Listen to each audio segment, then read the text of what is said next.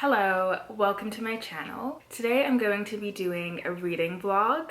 I have been doing a decent amount of reading, but I haven't been good with actually finishing books. So I have today free. It's a Saturday. It's misty, rainy, like just not a day I even want to go outside. So I figured I would try and get some reading done today. So the first book I have right here, The Sorrows of Young Werther by Goethe. I have read this book twice before. I remember the overall story, but I don't really remember the writing style or necessarily how it made me feel. I am thinking of reading another of Goethe's works next year, and so I kind of just wanted a refresher of his writing style to remember what I liked about it and to maybe get myself excited about that new book for 2024. So this book follows Werther, who is sort of like on a vacation, I guess, in this German village, and he meets this woman named Lottie and becomes just like overly enamored by her. And this whole book is a series of letters that Werther is writing back to his friend back home. So through the letters you can sort of see how Werther's feelings towards Lottie are evolving and changing. You just sort of get an inside view about how he's thinking about her. The character Werther is a very sort of intense and sensitive man, and I find intense male characters very interesting, and I feel like you don't see a lot of them dealing with the subject of, you know, romantic feelings or love. So yeah, I'm excited to like dig back into this. I did actually start rereading it on Thursday and really liked it. I probably will start again from the beginning, but yeah, I'm excited to jump into this. I have my blanket, got my tea. I'm gonna just get cozy on my couch and do some reading. So I will check back in a little bit. Okay, I wanted to check in. I wasn't sure if I was gonna check in as I was reading or after I finished, but I kind of had some preliminary thoughts that I wanted to make sure I talked about. So I am at page 65. I ended up starting again from the beginning. I just felt like I really wanted to take in the book from its beginning and just experience reading it all in one sort of sitting. I am really enjoying this. What I find so interesting about this book is the fact that it's written in the form of letters.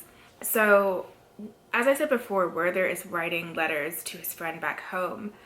And I think there's a risk when you have an entire novel being written in the form of letters that you're only kind of getting this one person's perspective on everything that's happening. But I think this works really well in this instance because Werther is such a sensitive and sort of insightful character. He's really able to kind of like see into people's souls in a sense. So when he's reporting back in the letters about different things that people are doing, it feels like he really is understanding these people well. And so you just feel like you're getting a fair depiction of all of these different characters, even though it's written from Werther's perspective.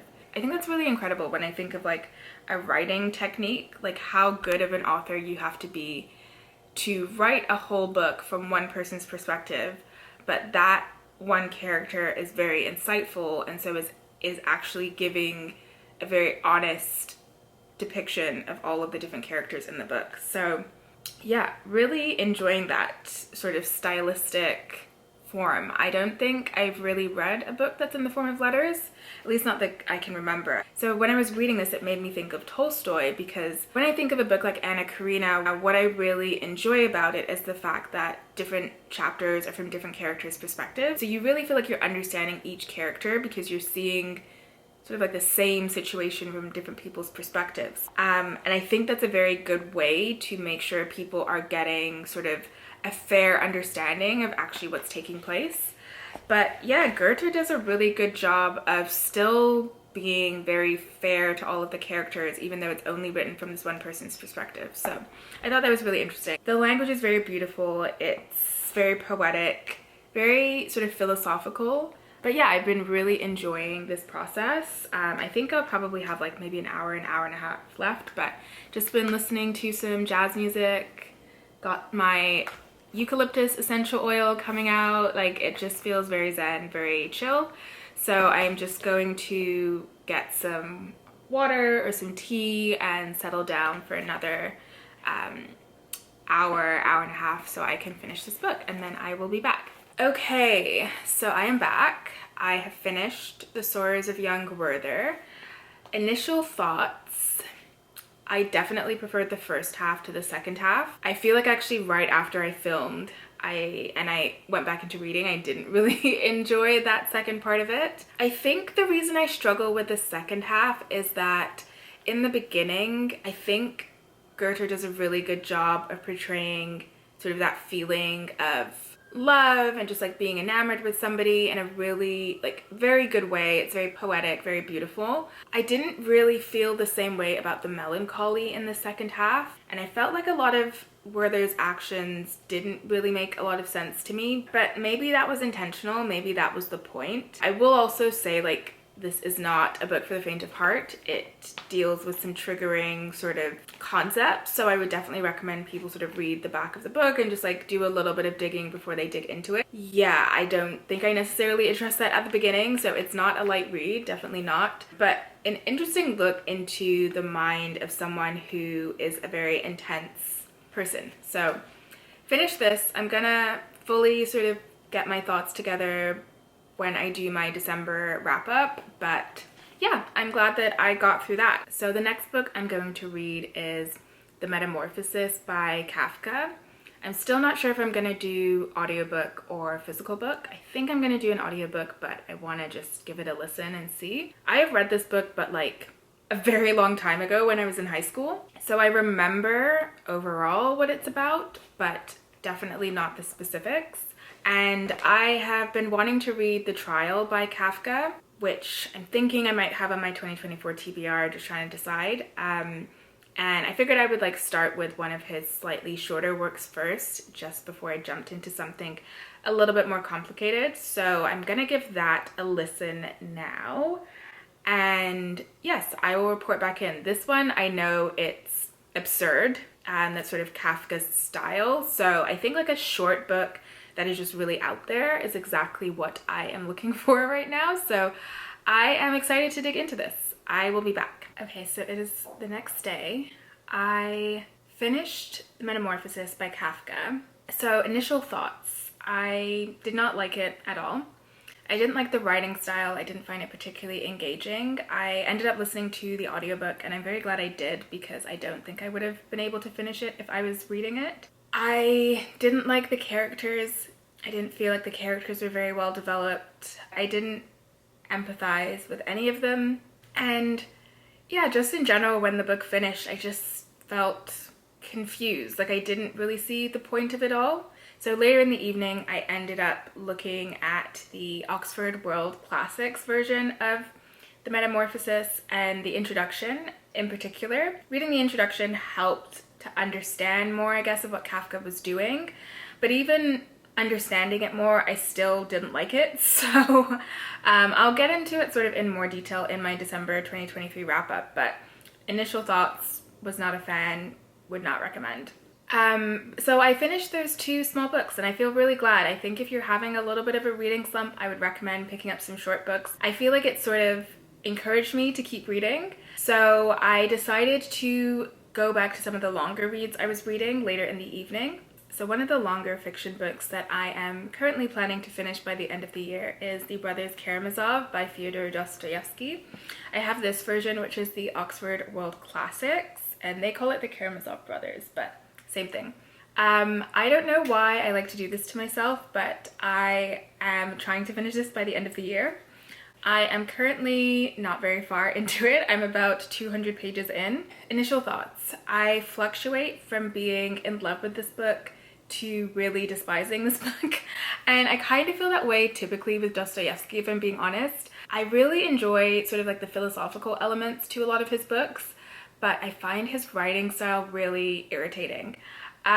So this follows the Karamazov family, father and his sons. And what I didn't realize about this book until recently is that it all is about religion. So the youngest son, Alicia, wants to join a monastery. So there are certain scenes where he is at the monastery with other sort of like religious figures, and one of the other sons is an atheist and an intellectual. So it causes there to be a lot of very interesting conversations about religion, at least what I've seen so far. So I know near the beginning of the book there was this conversation about the division of church and state and what that should all look like. So when there's really interesting philosophical conversations come in, I'm really interested in the novel and I'm really enjoying it. But when it gets to sort of the narrative parts of it, I really dislike it. Like really dislike it. So I'm very torn about how I actually feel about the book. Like I said, some parts are like just amazing gems and then other parts are a bit of a drag. I am listening to it as an audiobook and I'm very glad I'm doing that because I don't think I would finish it if it wasn't for that.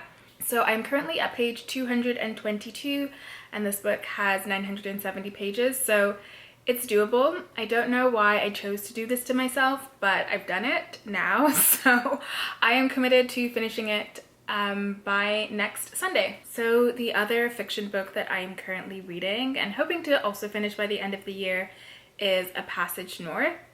And I'm just looking at the name. That is written by Anuk Arudpragasam, who is a Sri Lankan author. So I came across this book last weekend. It was nominated for the Man Booker Prize in 2021 and it was available at my library, so I thought I would give it a shot. And wow, I am, I think, around like 15% of the way through this book, but honestly I think this might be my favorite book of 2023. So the book is described as a powerful meditation on absence and longing, as well as an unsparing account of the legacy of Sri Lanka's 30-year civil war. So I'm not that far into the book, but I know part of what's involved is a journey through Sri Lanka up north, which the main character is going to undertake. So I picked this book because I don't know a lot about the Sri Lankan Civil War, and so I'd wanted to learn more. What I'm really enjoying about the book is you're learning about the Civil War, but also reflecting on yourself and your own life.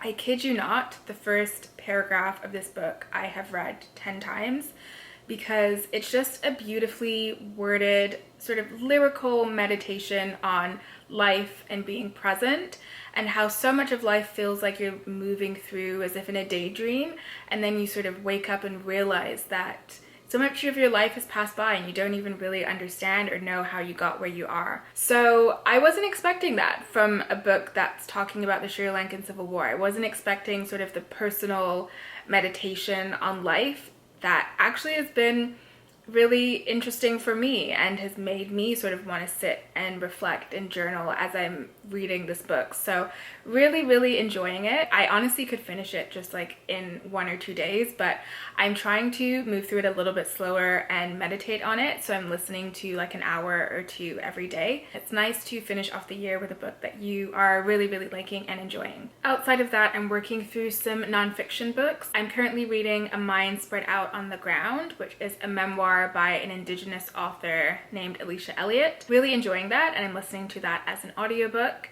I am also reading The Creative Act by Rubin. I don't think I'm going to finish that this year, but I'm really enjoying it, and it's talking all about sort of like the creative process and how one can find inspiration in life. And I also am working through the Nicomachean Ethics by Aristotle. That book is very challenging.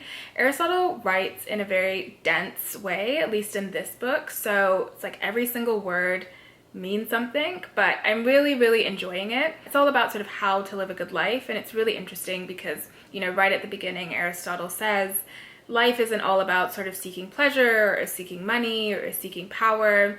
Rather, you know, one will live sort of like a fulfilled life by being a virtuous person. And so then the rest of the book, he's really talking about the different virtues that one should aspire to attain.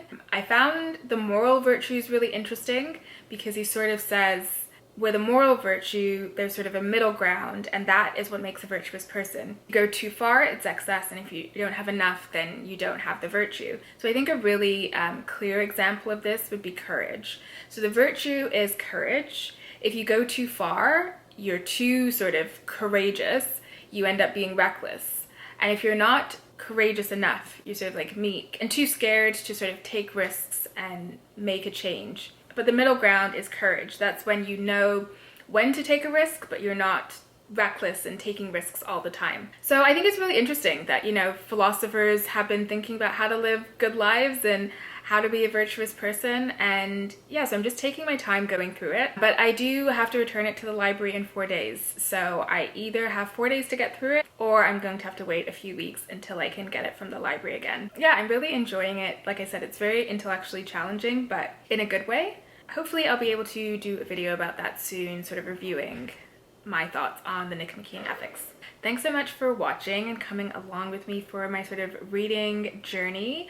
I am hoping to do another vlog talking about my reading the last week of December, so that will be coming to you next week. Thanks so much for the support. Let me know if you have any thoughts about any of the books that I was reading. Please let me know in the comments if any of you have read the Metamorphosis. It's very possible that I'm missing something, so if there's sort of an essay or something like that that I should read that will help me, please point me in the right direction. And other than that, I will see you in the next one. Bye.